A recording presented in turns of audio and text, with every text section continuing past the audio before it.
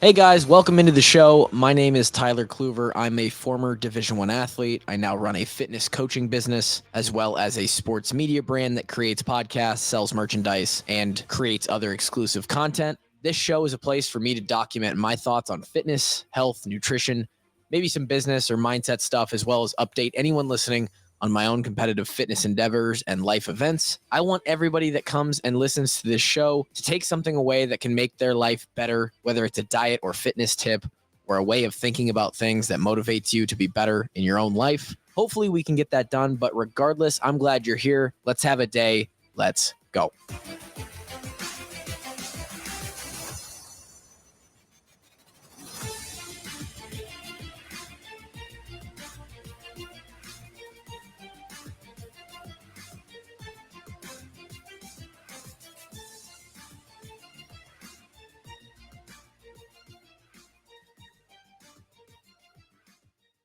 All right, let's get this started.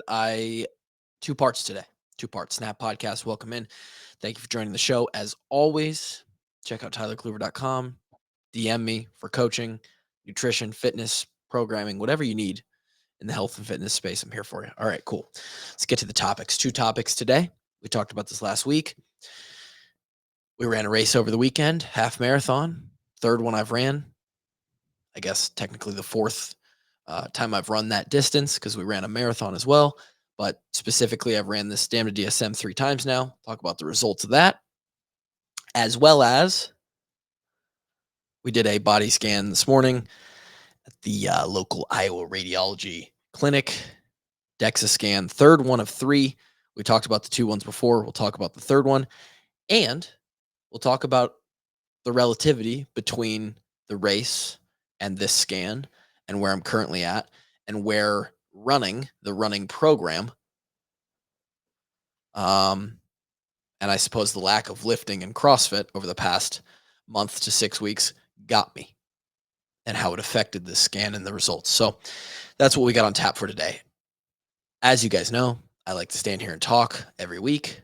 I could do 40 minutes today. I'm going to try and keep this one succinct because we're heading out on vacation tomorrow.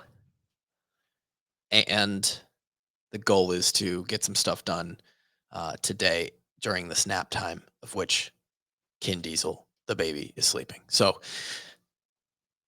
let's start with the race.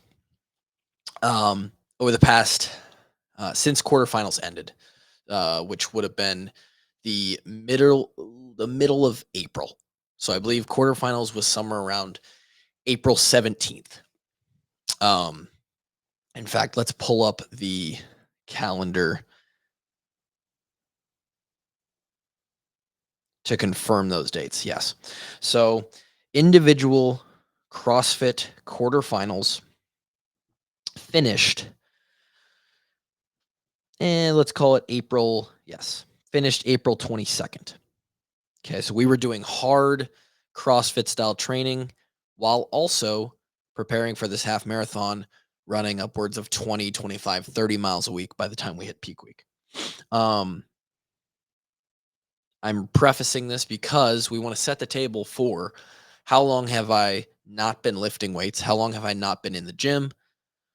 This is going to make a little bit more sense and help tie things together when we talk about, and you'll see if you watch this video or the title of this video, I'm not sure what the title will be, but body composition is in a spot where we wouldn't prefer it right now. Part of that is because lifting weights helps with your body composition, and we haven't been doing that.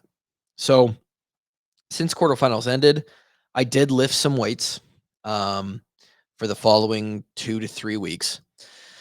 But really, once we got to the 2 weeks before the race, we were essentially, and we talked about the migraine situation, we essentially completely shut down lifting. All right. And even before that, we had peeled it way back so that we could focus on running. We could take a little bit of stress off the body, and we could prevent getting hurt so that I could run the race and not do all that training for nothing. So we'll call it a solid 4 weeks of no lifting weights, a solid 6 weeks of pulling it way back. Did this help with running? Yeah, it did. It helped me be a little bit more fresh for my runs during those training weeks. Um, it helped the lower body stay feeling better. Nonetheless, the lifting, the CrossFit, all of that fitness, we'll call it, the more well-rounded fitness took a hit. We'll see how much it took a hit here. Talk a little bit about what's next at the end of this podcast, but that's what we're working with right now through this race. So the race comes along. How did it go? Third time running. Best I've ever run a half marathon in is about 1:53. I don't know the exact pace on that. I think it's close to 9 minutes. It might be just below. Goal for this race was initially a very, very razor thin goal, an aggressive goal set by my brother and myself at a 140 pace, or a 140 half marathon, which would equal a 7-minute, 38-second pace over the course of the 13.1 miles. Now, training did not go to plan. Too many hiccups, too many things that just didn't go perfect to expect to be able to run that. Part of training, I think, is being tough, trusting yourself, believing in your training, all of those things, but also being smart. And when it comes to running, the numbers are the numbers. We put in the work that we put in. And the work that we put in was not good enough for us specifically to be able to run a 7:38 pace. So by the time we got to race morning, lots of back and forth. The goal was, let's try and run maybe what Zach ran, my brother, at the KC half marathon, which was a 1:43:45. I believe that was somewhere around a 7:55 pace. And then like absolute last resort goal was like, let's just try and run an 8-minute pace to get under 1:45. Well, again, with the way that training went, having to take off an entire week basically for a migraine the week before, and then also the fact that we ran this race, trained for this race from the colder months leading into the warmer months, we didn't necessarily account for the humidity factor, which on race morning smacked us in the face. So by the time we hit race morning and the 3-2-1 goes, we were looking at, hey, let's try and run a 1:45. Lots of moments during that race that we could talk about, but at about 2 miles in, Zach looked at me and just goes, damn it, this isn't happening. And I was like, yeah, I told you. So it is what it is. We tried to hold on for as long as we could. Ended up running an 8-minute and 16-second average. I believe that's what it was. That comes out to be a 1 hour, 48-minute, 24-second half marathon. A PR for your boy. Are we happy? Yeah, I was kind of pissed right off the bat, just because we didn't run nearly as fast as we hoped to. Then you kind of let it sink in. You look at it and you're like, well, we just ran 5 minutes faster than I've ever ran in that distance. And that equates to a pretty good chunk of time taken off per mile. So obviously the training program, even though it wasn't executed perfectly, it's sort of a reach for the stars. And if you fall, you're in the clouds kind of thing. So we're happy with that. The race hurt bad. We weren't prepared for the humidity, like I said. And even though we ran way, way, way more mileage, we're talking double the mileage that we have on our previous half marathon training. It still didn't feel like enough to try and really push. Just did not feel like I had any juice. And then about 8-9 miles in, my left quad / knee started to be get pretty tight, and become slightly painful, and that didn't add any juice by any means. So that was a struggle to get through, but we finished. We never slipped below a 9-minute pace. We were very, very much closer to an 8-minute pace for most of the race, and we'll take it. We'll be happy with that. Moving forward, immediately I was like, man, I do not want to do any running specific training or races or preps for a very, very long time. And I believe and remember that this is sort of how I felt after the last one. And it took me another 2 years to do one. So there will be more long distance stuff in the future for me. Um, I think if I do any more long distance stuff, I want it to be, it'll either be a marathon distance, and do that with my brother or somebody who decides they want to do that. Or it will be the triathlon stuff. It'll be the Ironman stuff because I don't need to run just half marathons anymore. I don't need to do that. Um, Maybe someday, 20 years down the road, we'll go for new PRs and I'll just be a runner. But until then, we're gonna we're gonna lay off. So we made it through. Just now Wednesday, um, I feel probably fully recovered 3 days after that race, 4 days after that race. And we leave for vacation. I haven't worked out since the race, so this is day 4 of no exercise.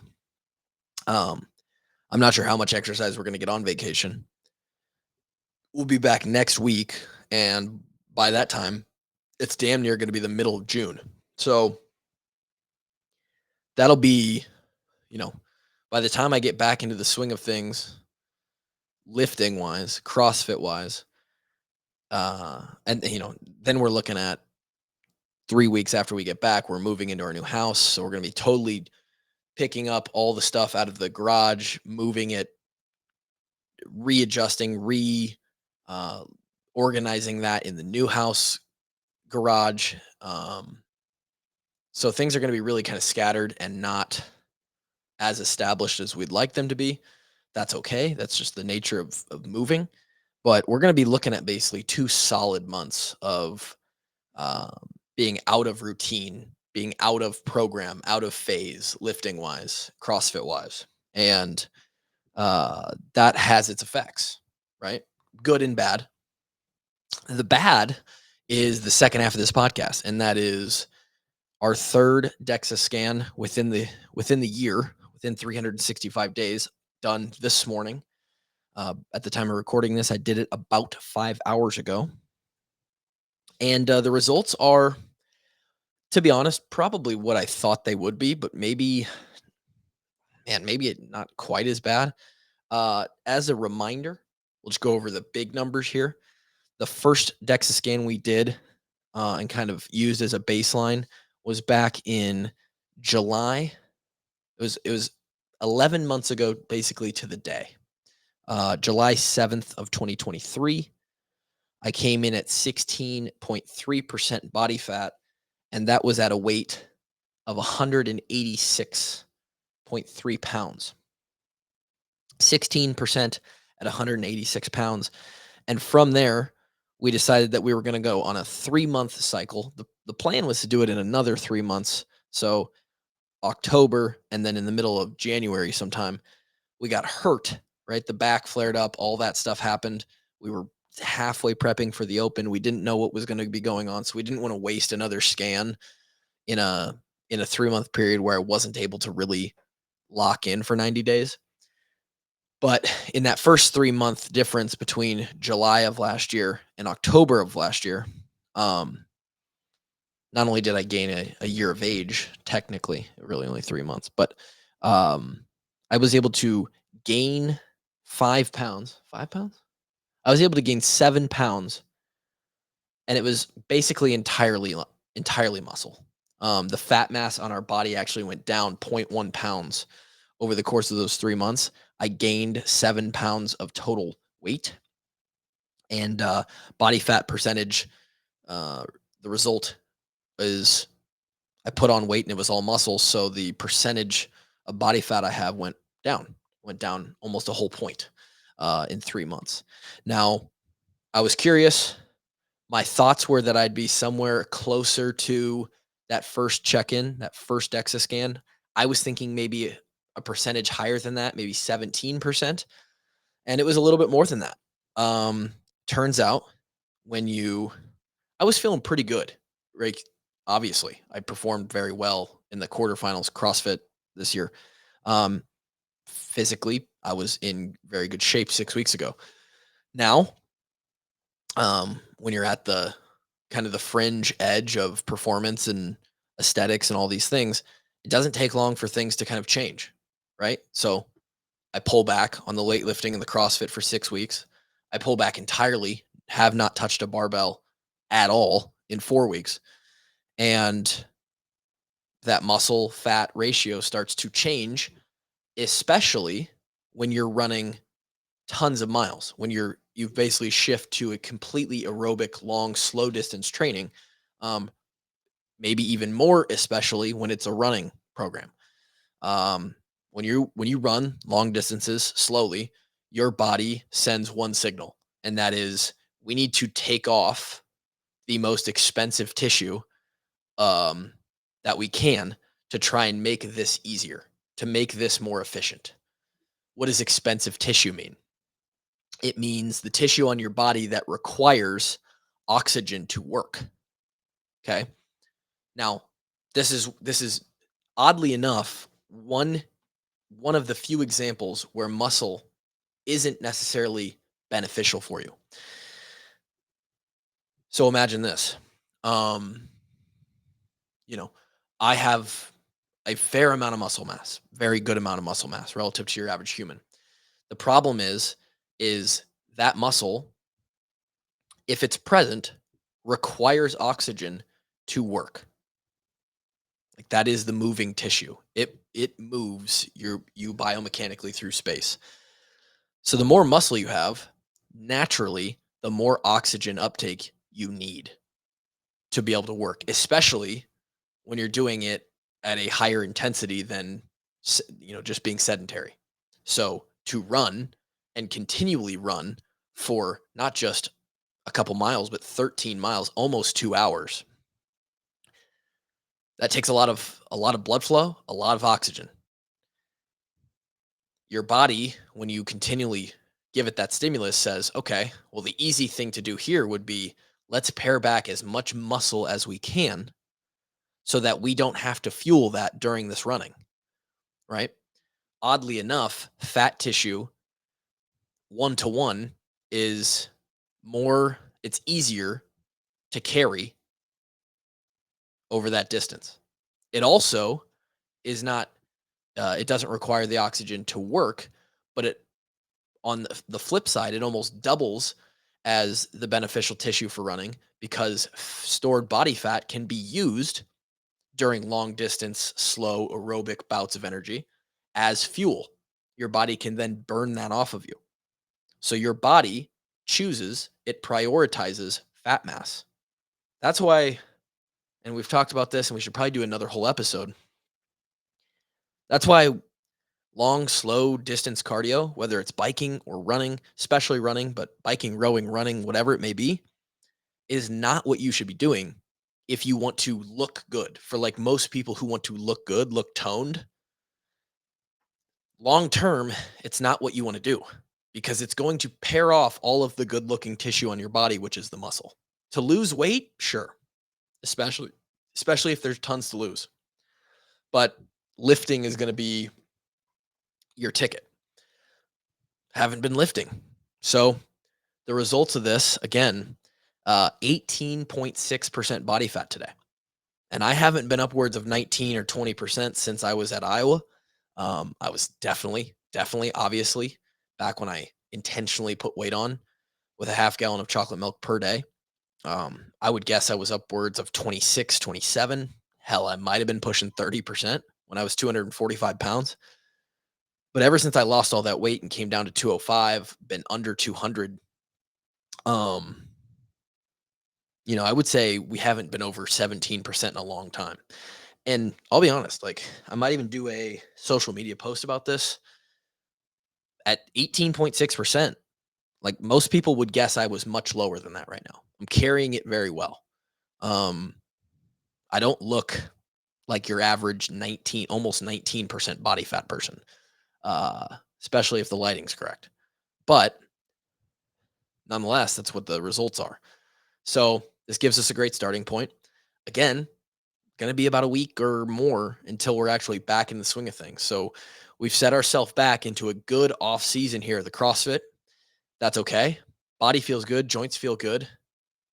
I think I have a good idea of where training needs to go, but again, 190. I weighed in on the table today at 192.8 pounds. So I was actually zero point 0.7 pounds lighter than the last time I weighed in, but I was 3% more body fat. Same weight, 3% more of me was body fat. So we don't love that. Um, It's okay. It's not some drastic slide. It is what we expected. It's what happens when you do long, slow distance, when you're running and prioritizing that over lifting. We are going to flip that. But this is the fattest we've been. This is the least lean we've been in a long time.